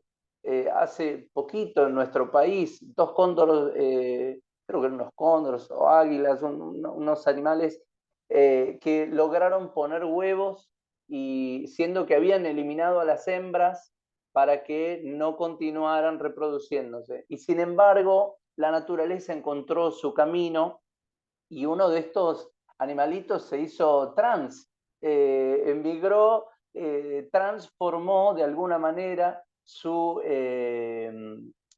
fisonomía, su identidad, podríamos decirlo, para poder dar a luz a la vida. Entonces, también digo, para poner en el tapete estas nociones de naturalidad y de el actuar de Dios, porque también muchas veces encontramos en los textos sagrados muchos momentos en los cuales Dios actúa contra la naturaleza, ¿no?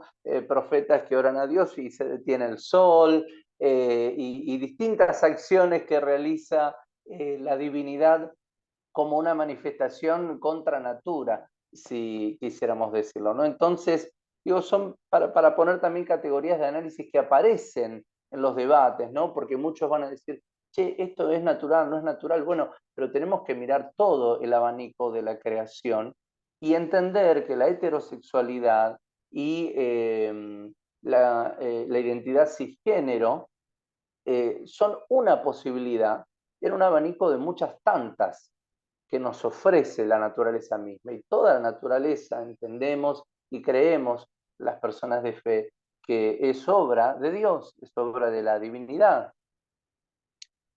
Ahora, visibilizar esto en las iglesias a veces puede tener un alto costo.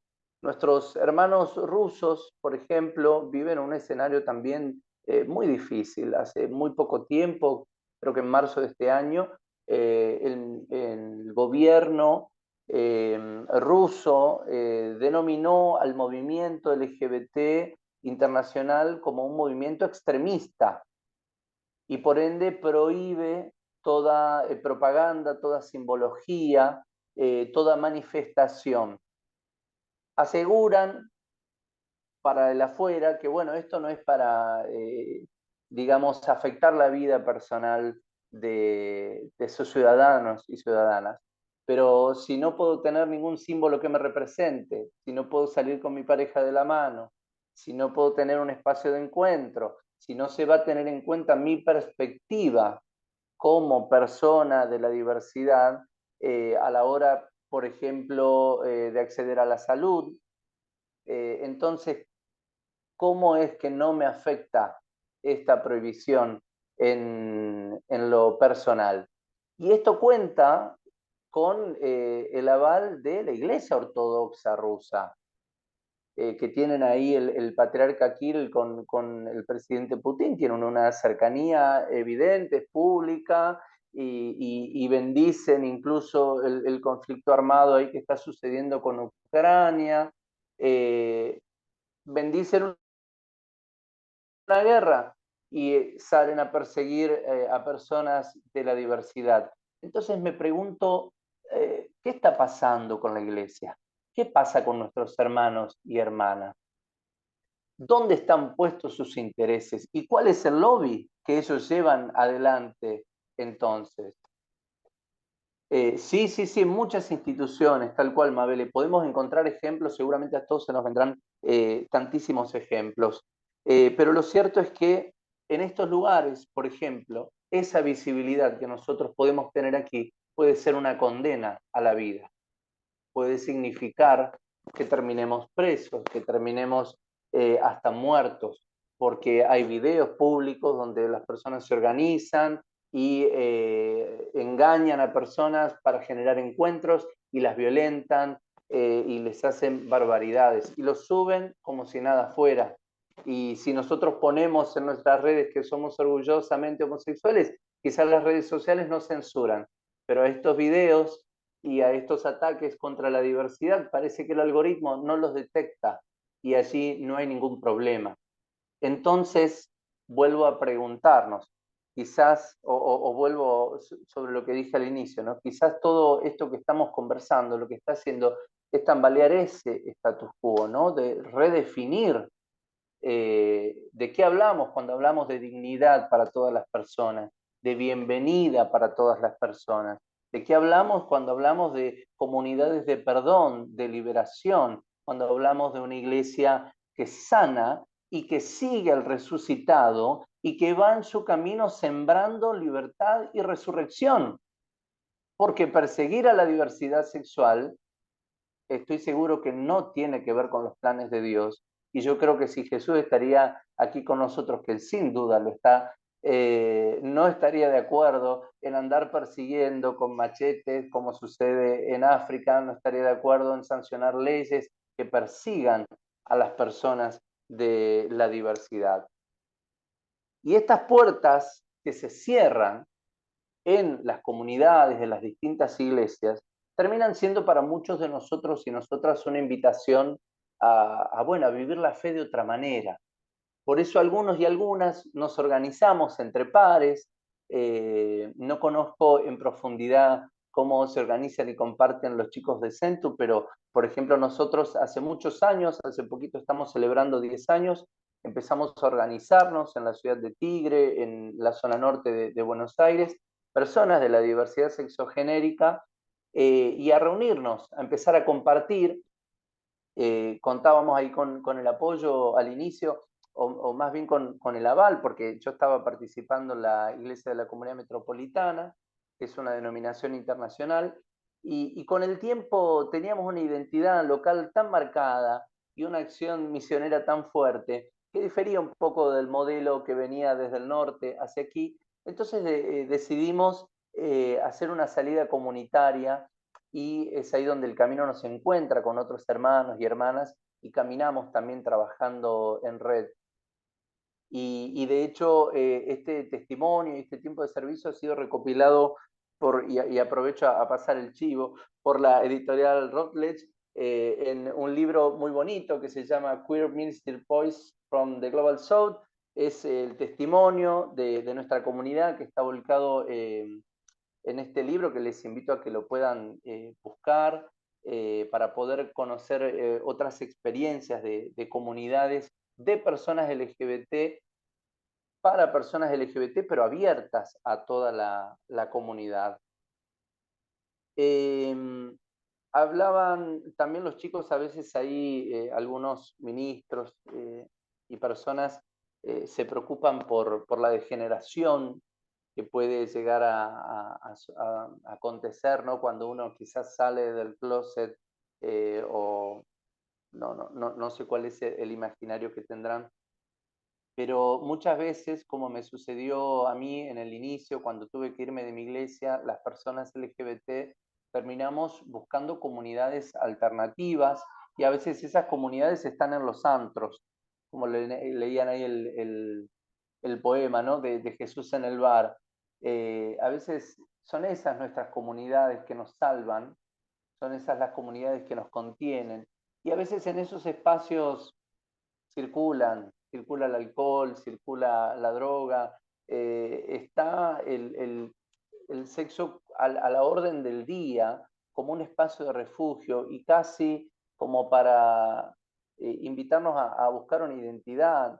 Sí, después les voy a compartir la ficha, el link ahí del libro, Mabel.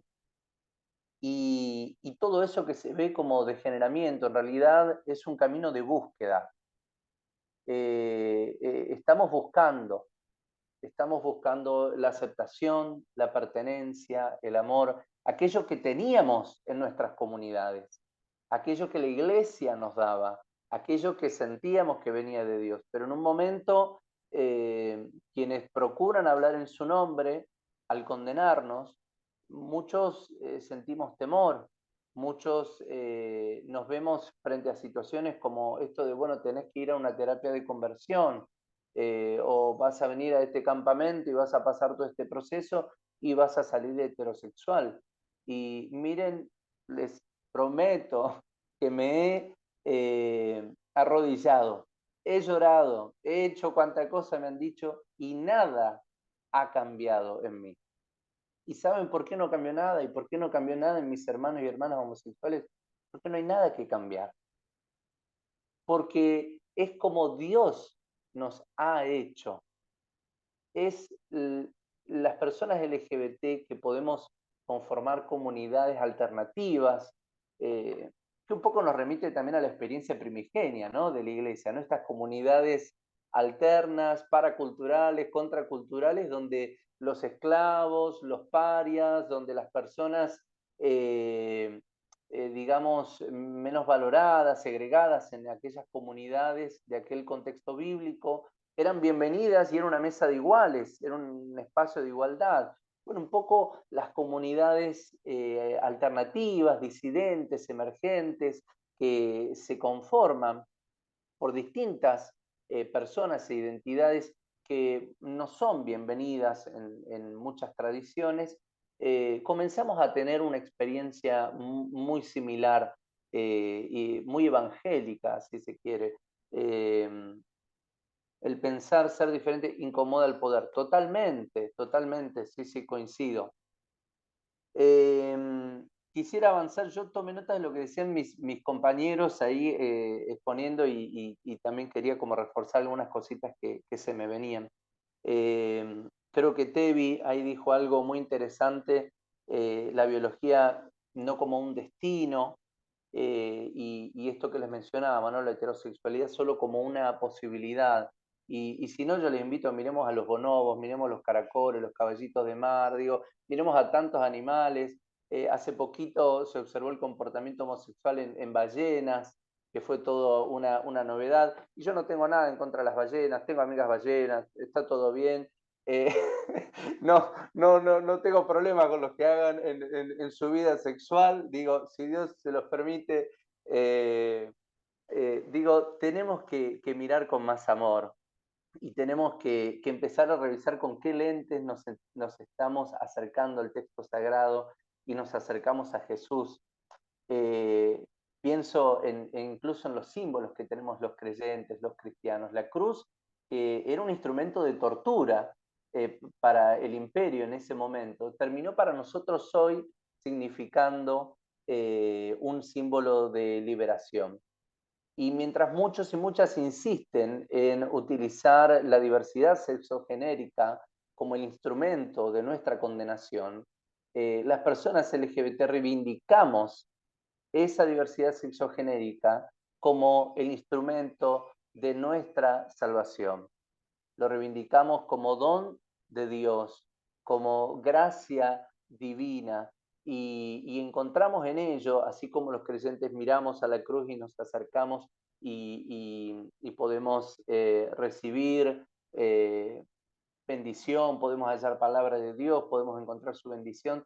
De la misma manera, creo que si la Iglesia comienza a mirar con una mirada verdaderamente compasiva, benevolente, indulgente, misericordiosa hacia la diversidad sexual, transformará aquello que hasta hoy ha utilizado como elemento de tortura, de condena, en un elemento de salvación. Y creo que este es el desafío, ¿no? para la Iglesia, comenzar, como bien decían los compañeros al inicio, a sumar herramientas formativas que capaciten a liderazgos que se sitúen en este contexto histórico, ¿no? Y ser permeables también a la acción de ese espíritu que se derramó en Pentecostés y que guía la misión de la Iglesia hasta el día de hoy. Ese Espíritu Santo es el que recuerda cuál es nuestra misión, pero también la actualiza. Entonces, digo, la tradición es importante, nos recuerda quiénes somos, pero tenemos que ser permeables a que esa tradición se actualice. Y esto no es un invento de la ciencia, no es una maña, un capricho de las diversidades. Porque si miramos y leemos la Biblia con otros ojos, encontraremos incluso cómo a través de años y años de traducciones y filtros heterosexuales y patriarcales, machistas y demás, cómo se han filtrado de todos modos las vivencias de lo que hoy podemos denominar como identidades queers, al menos. Porque como bien marcaban anteriormente, sería un anacronismo hablar de Biblia y homosexualidad, porque es un término de finales, o sea, de siglos, o sea, es más de este tiempo, no es algo que podamos atribuirle al contexto bíblico.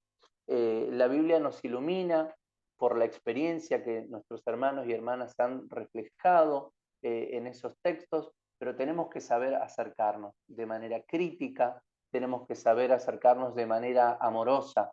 Hubo quienes en el camino se acercaron a la Biblia para justificar la persecución de personas de distintas religiones, para concentrar a personas en campos de concentración, torturarlas y matarlas. Hay quienes se siguen apoyando para hacer barbaridades. Yo no quiero participar de ese grupo y no me interesa participar tampoco de una comunidad o de una iglesia que quiera usar la Biblia o el texto sagrado como un instrumento de violencia, porque eso es violentar el texto sagrado y eso es violentar el sentido que ese texto sagrado quiere aportarnos como humanidad. Elijo creer en una comunidad y en una iglesia que sana, elijo creer en una comunidad y en una iglesia que no busca encerrar a Dios en un libro o en dogmas o en documentos, sino que se acerca a ellos con reverencia para escuchar y percibir palabra de Dios que traiga liberación a los oprimidos de hoy. Hay muchos y muchas oprimidos y oprimidas. Hay muchas categorías de las cuales podríamos estar hablando. Hoy estamos hablando específicamente de esta, la que tiene que ver con la diversidad sexual y de género. Y yo quisiera transmitirles esto, entender que la sexualidad y la identidad es un don de Dios. Y muchas de las construcciones que tenemos son eso, construcciones culturales que están armadas de manera estratégica porque responden a determinados intereses económicos, sociales, culturales, políticos, etcétera. Digo, hay muchos ejes que tenemos que tener en cuenta a la hora de analizar estos andamiajes, estos constructos culturales. Y esto va a echar luz a nuestras reflexiones, va a iluminar nuestros caminos. Es cierto que nuestras madres, como decía Tevi, nuestra vieja, nuestra iglesia puede equivocarse, pero quien reconoce el error se debe disponer necesariamente a reparar ese error, porque reconocer el error y permanecer en él, bueno, ahí ya estamos en un problema serio. Si sabemos que estamos haciendo daño y permanecemos haciendo daño, yo creo que ahí tenemos que revisar entonces cuáles son nuestros intereses. ¿Queremos seguir los pasos del liberador? ¿Queremos seguir ese Dios del Éxodo que nos lleva hacia una tierra nueva y buena?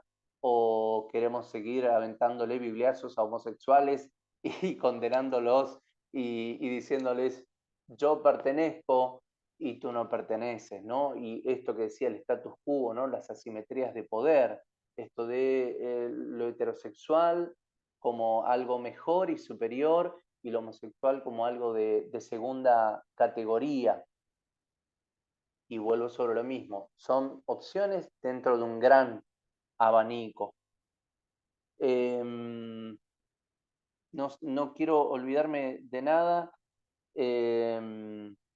Simplemente agradecerles por esta posibilidad de compartir estos pensares que se me vienen mientras vamos conversando. Seguramente hay muchas cosas más que podríamos decir, pero bueno, creo que por ahí hablando entre todos podemos empezar a tirar reflexiones mucho más ricas y más profundas.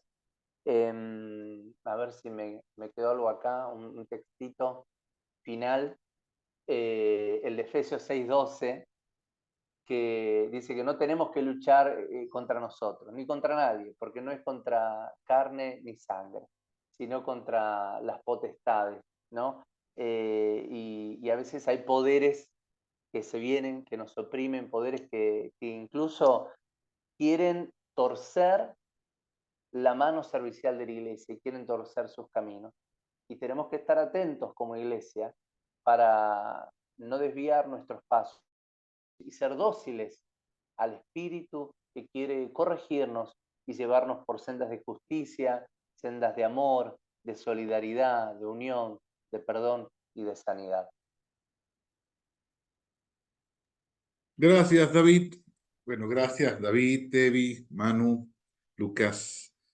Creo que ha sido muy interesante todos esos aportes que van haciendo. Yo ahora les invitaría, les diría a Paula está por ahí, ella es el alma de todo esto que estamos haciendo, así que está ahí, bueno, a veces el espíritu no se ve, pero se nota. Entonces, sin ella esto no estaría funcionando. Bueno, ella tiene preparada por ahí un Padlet, es decir, o sea que va a pedirnos, ahora que yo les pediría que ustedes sean capaces de, en ese enlace creo que nos va a poner ella, de poder compartir las resonancias, comentarios, que todo esto que hemos ido escuchando esta tarde les produce en ese enlace que está apareciendo ahí en el chat. Y así después podemos tener una especie de resumen, ¿no? Después también les pediría lo siguiente. Yo tengo un mail institucional, entonces una de las cosas que hoy estábamos discutiendo, dependiendo del número que nos conectáramos, era si hacer un plenario acá y compartir todas las preguntas o no. Evidentemente, compartir preguntas y dialogar entre 80 o 100 es bastante complejo. Así que creo que todavía estamos 80 y tantos, hemos llegado a estar más de 100 y ahora estamos 82, creo. Así que creo que en esa dirección falta ahí, me parece que una A, Paula. A Sánchez con Z, Matamoros. Ya lo escribo yo. Entonces, si no, no me va a llegar. ¿Qué es lo que quiero que escriban ahí en esa dirección? En esa dirección quiero que, si alguno quiere o alguna quiere enviar una reflexión, un escrito, algo de lo que todo esto le suscita o un aporte que quiera hacer, lo envía. ¿Qué vamos a hacer nosotros con todo eso? Vamos a primero tenerlo como material de trabajo y se lo vamos a devolver. Es decir, cuando hagamos una síntesis, una recopilación de todos esos aportes, se lo vamos a devolver a sus correos, a sus mails, y después vamos a llevarlo a la semana de estudios como el aporte de este conversatorio. Para que podamos partir de una reflexión inicial, de cuestiones que han ido surgiendo, preguntas, cosas que ustedes planteen, sugerencias, eso. ¿Quedó claro? Bueno, yo les voy a escribir ahora mi dirección, y así ustedes pueden mandarme ahí. Se la estoy poniendo. Esa es, si no recuerdo mal, esa es. Faltaba la A en lo que había puesto antes Paula. Y si no está la A, no va a llegar. Bien, entonces en el Padlet ustedes van poniendo eso. Creo que hay muchas cosas que han ido surgiendo interesantes, que nos dejan muchas preguntas. Esas ideas, ¿no?, que nos decían del armario, del placar. Esas iglesias del placar, que yo creo que no es lo mismo que la iglesia del placar, ¿no?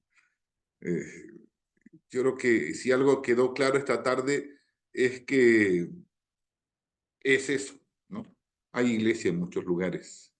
Quizás no como a algunos en las iglesias les gustaría, pero esa iglesia está ahí, ¿no? Y yo creo que otra cosa que quedó clara también es que no somos ninguno experimentos divinos, experimentos fallidos. Somos obras originales. Y el día que cada uno de nosotros nació, Dios rompió el molde. No hay ninguna copia. Somos piezas únicas.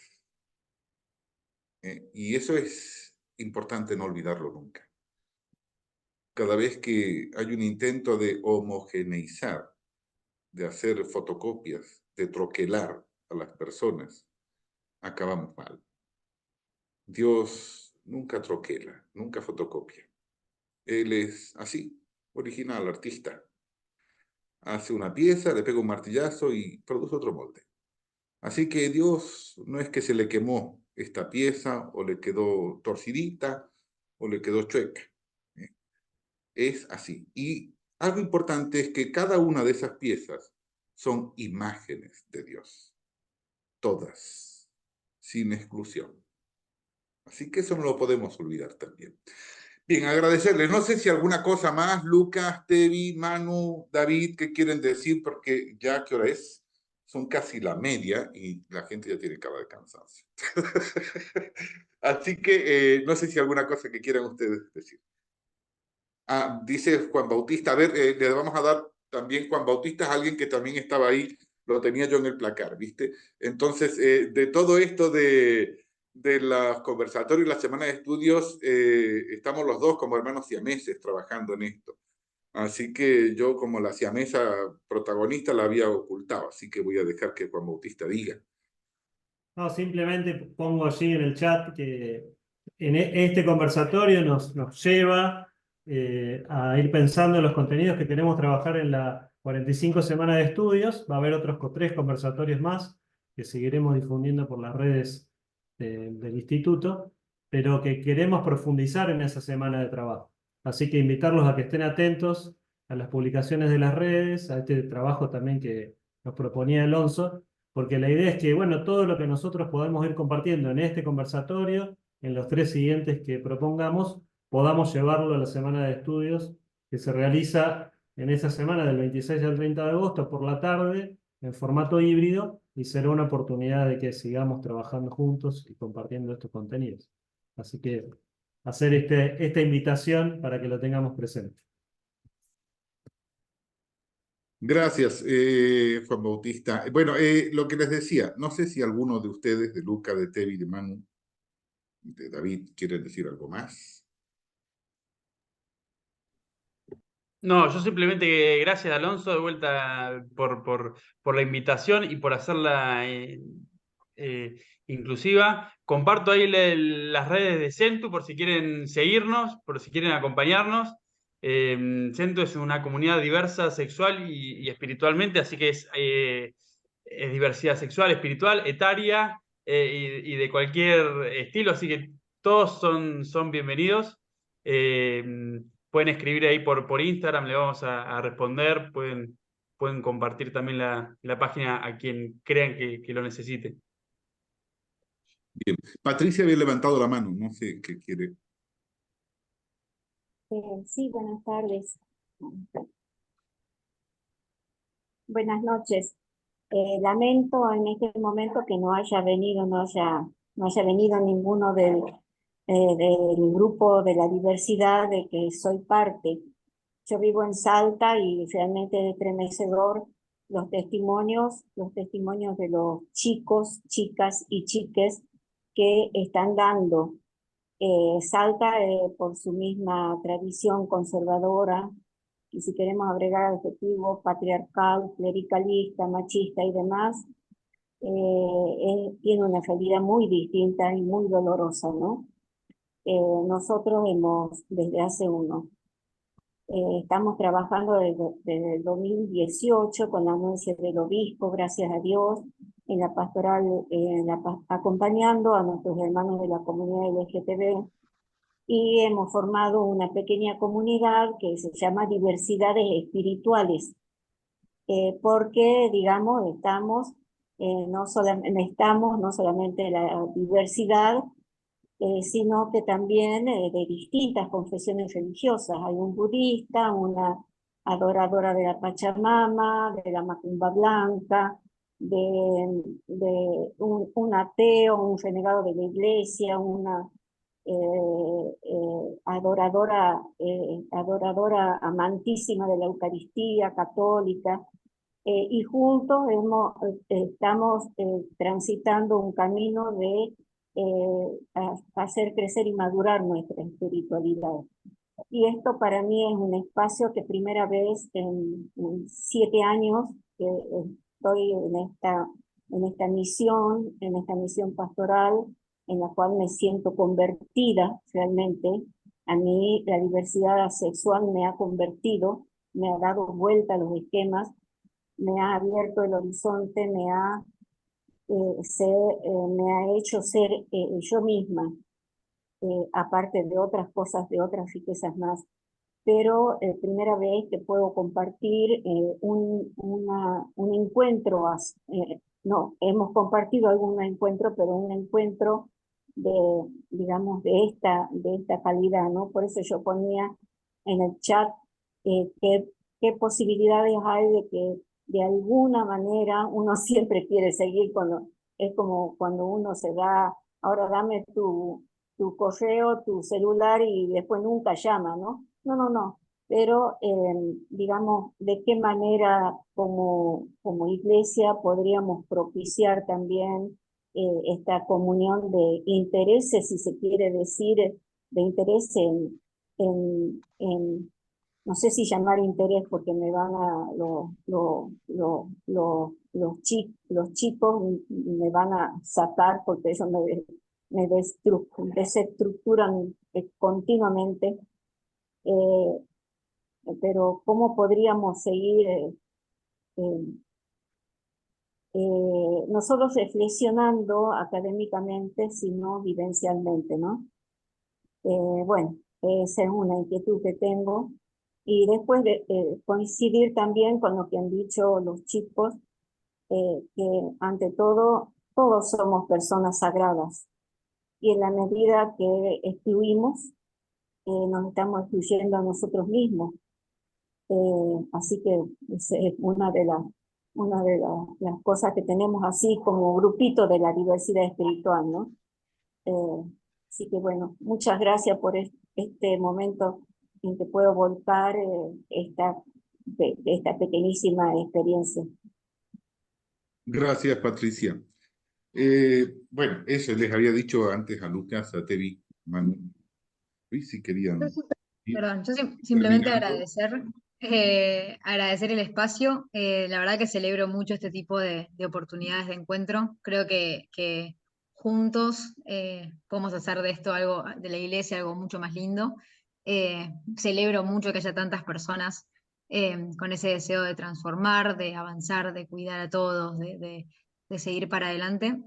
Así que realmente para mí este encuentro ha sido un regalo y estoy muy contenta de saber que estamos todos caminando en pos de una iglesia más abierta y más linda, en la que todos sean parte. Yo también solo agradecer, tiro el chivo porque me preguntaron ahí, la tesis la terminé de escribir, ya la presenté, estoy a la espera de tribunal y fecha. Así que bueno, y se llama Lo digo, no lo digo en signo de pregunta, la salida del armario en varones gays de la Iglesia Católica de Córdoba. Son entrevistas justamente a agentes pastorales de acá de la Arquidiócesis de Córdoba y trabajé sobre eso, un poco en lo que les mostré. Gracias y bueno, que se repita y que nos reencontremos. Se repetirá porque va a haber más, ¿no? Es decir, va a haber más encuentros. Bueno, el CEFI también, digo, para también decirlo, ¿no? Y presentarlo oficialmente en sociedad, aunque ya en las redes a veces ya salió. Pero desde que volvimos del encuentro de San Juan, que es como una especie de zarza ardiente en el camino de Stevie y mío, bueno, ese encuentro de San Juan, después de ahí creamos en el CEFI, dentro del Departamento de Extensión, el Centro de Investigaciones sobre Género y Diversidad Sexual. ¿Cuál es la idea? La idea es empezar a generar reflexión. De hecho, esto lo estamos organizando desde ahí también. Y entonces ir sumando gente de distintas confesiones, de distintas miradas, para poder iluminar a veces estos caminos que hay que recorrer a veces medio oscuras. Entonces, vamos a ser capaces de hacer eso. Agradecerles, agradecerles y pedirles que, bueno, que sigamos caminando y sigamos construyendo juntos todo esto. Y gracias también por el interés y por la paciencia. Yo quisiera agradecerte, Alonso, agradecer a Juan, agradecer por el testimonio de los compañeros y compañeras. Ahí les dejé en el chat mi correo electrónico. Creo que algo muy importante para estos procesos son los más de 70 años de producción teológica por parte de las diversidades sexogenéricas, lo que se denomina como teología queer y demás. Hay muchísimo material muy enriquecedor para esta jornada, para estas caminatas, y quienes quieran algo de ese material, algo de lo que estamos, algunos escribimos algo más vivencial, pero hay eminentes teólogos y teólogas que han convidado material maravilloso a lo largo de estas últimas décadas, y creo que sería de mucha utilidad para estas reflexiones, así que quien quiera acceder a algo de eso, ahí deje mi correo. Para que puedan escribirme, para poder seguir. Quedo atento porque la verdad que uno se queda siempre con gusto a poco cuando tiene estos encuentros y ve tantas caras lindas y surgen tantas cosas, y además me hace mucha ilusión. En mi experiencia como coordinador de asuntos religiosos en un hospital, es difícil trabajar en clave ecuménica porque a veces las iglesias vienen como enfrentadas entre sí. Y hoy sentarme en esta mesa, si bien virtual, pero tan cercana desde el corazón, y sentir tanta hermandad y sabernos tan unidos en esta intención de una iglesia de puertas abiertas, más amorosa y demás, la verdad que para mí es un bálsamo. Así que gracias, y ahí dejo mi contacto para que sigamos conversando, intercambiando material. Pues gracias a todos por su participación, que pasen una linda noche y seguimos caminando. Nos vemos en el próximo. Gracias. Chao, buenas noches a Bueno, todos. muchas gracias. Buenas noches. Chao. Saludos a todos. Buenas noches, gracias. Buenas noches para Muchísimas todos. gracias, buenas Chao, noches. buenas noches, gente. Chao.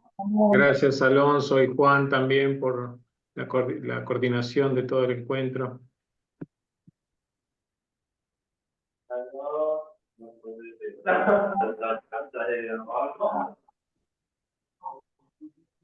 Chao, Nalir.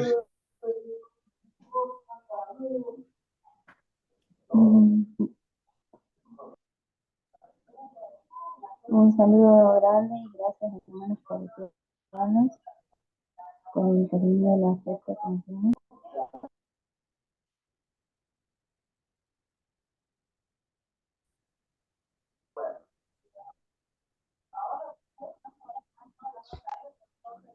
ahora soy papá, tenía la